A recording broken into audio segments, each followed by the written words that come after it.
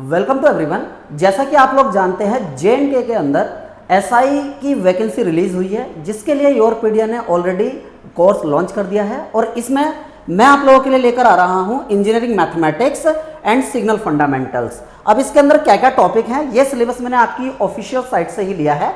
तो जो जो टॉपिक मेंशन है और मैं आप लोगों को पढ़ाने वाला हूं वो हम डिस्कस करते हैं।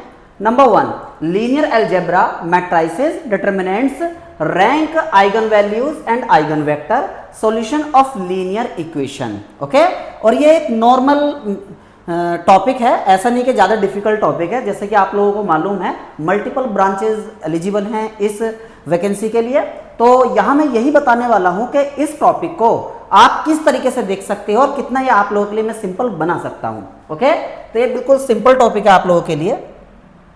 Topic number 1। Next topic calculus, differentiation, integration and differential equation. सबसे बड़ी बात यह है, यहाँ इन्होंने मेंशन किया है कि differentiation, integration and differential equation, और जो मल्टीपल इंटीग्रेशन होता है, वेक्टर कैलकुलस होता है, वो इन्होंने यहाँ मेंशन नहीं किया है, उसे पढ़ने की जरूरत नहीं है। हालांकि जब मैं आप लोगों को पढ़ाऊंगा और आज से ही मैं इस टॉपिक को लेकर आ रहा हूं, तो जब मैं each and every topic explain करूंगा in detail. Okay, now calculus, differentiation, integration and differential equation. Next topic है ट्रांसफॉर्म। और यहां से अगर मैं बात करूं ट्रांसफॉर्म, ओके, यहां से अगर मैं बात करूं तो ये सिग्नल एंड सिस्टम है और ये बोल सकता हूं ये मैथ्स का पार्ट है। These two topics maths, okay, और ये है fundamental of signal and system. अब इसमें क्या क्या टॉपिक है? जब fundamental of signal and system बोल रखा है सिलेबस के अंदर, engineering mathematics and signal fundamentals. Okay, अब क्या क्या टॉपिक मेंशन है वो मैं आपको एक्सप्लेन करता हूं। Transform, Fourier series, basics of Fourier and Laplace transform. तो यहां फोरियर सीरीज जब भी मेंशन की जाएगी तो इसका मतलब वो CTFS की बात कर रहा है। CTFS means continuous time Fourier series. तो आपको कंटिन्यूस टाइम फोरियर सीरीज तक ही लिमिट रहना है और बिल्कुल एक लेक्चर के अंदर मैं इसे इस तरीके से पढ़ाने वाला हूं कि जो भी क्वेश्चंस एक्सपेक्टेड कर सकते हैं हम लोग, या जो एक्सपेक्टेड हैं जो एग्जाम के अकॉर्डिंग, वो सारे आप लोग बना लोगे। Okay, next basic of Fourier and Laplace. Okay, यहां भी इन्होंने फोरियर ट्रांसफॉर्म मेंशन किया है और फोरियर ट्रांसफॉर्म में भी CTFT भी होता है, DTFT भी होता है, FFT भी होता है, बट यहां पर हम कंटिन्यूस टाइम फोरियर ट्रांसफॉर्म पढ़ने वाले हैं। नेक्स्ट लाप्लास ट्रांसफॉर्म, ये तो यार बहुत बड़ा मैथमेटिकल टूल्स भी होता है। ओके, और क्या इसके एडवांटेज हैं? ये एक डिफरेंशियल इक्वेशन को लीनियर इक्वेशन में कन्वर्ट कर देता है, या मैं कहूँ सिंपल अलजेब्रिक इक्वेशन ज़्यादा सही रहेगा बोलना। तो लाप्लास ट्रांसफॉर्म इज ए, और यहाँ में जब मैं पढ़ाऊंगा आप लोगों को लाप्लास ट्रांसफॉर्म की हेल्प से जो डिफरेंशियल इक्वेशन है जो कि यहाँ मेंशन है उसे सोल्व करना भी सिखाऊंगा। ओके, यहाँ हम देखेंगे, बहुत इंटरेस्टिंग बनने वाला है topic.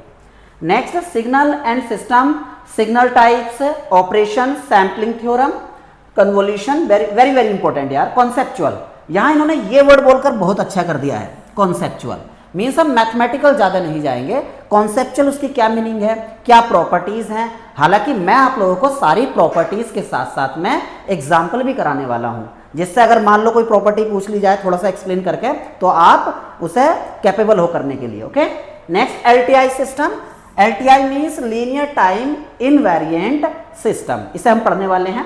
Next frequency domain concept, spectra, bandwidth, aliasing, basic, filters, ये भी सिग्नल सिस्टम का ही पार्ट है। ओके, तो ये सारे टॉपिक हम कवर करने वाले हैं।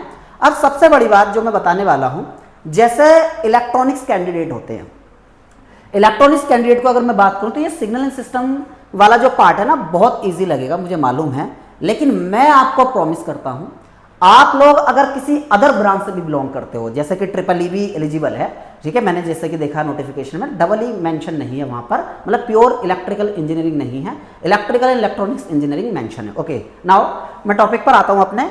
मैंने ये कहा आप लोगों से, जो इलेक्ट्रॉनिक्स ब्रांच से बिलोंग करता है प्रॉपरली, उसे ये ईजी लगेगा, मुझे मालूम है ये ईजी लगेगा, बट मैं आप लोगों से ये प्रॉमिस करता हूं कि अगर आप किसी अदर ब्रांच से भी हो जो कि एलिजिबल है एग्जाम के अकॉर्डिंग, नोटिफिकेशन के अकॉर्डिंग, उन्हें भी ये टॉपिक बिल्कुल सिंपल होने वाला है। क्यों सिंपल होने वाला? उसका एक लॉजिक है। क्या है लॉजिक? ये है कि इन टूल्स के लिए, चाहे वो मैथमेटिक्स का पार्ट हो, चाहे वो सिग्नल एंड सिस्टम का पार्ट हो, इन दोनों ही टॉपिक्स के लिए या दोनों ही एरियाज के लिए कोई प्री रिक्विजिट नहीं चाहिए।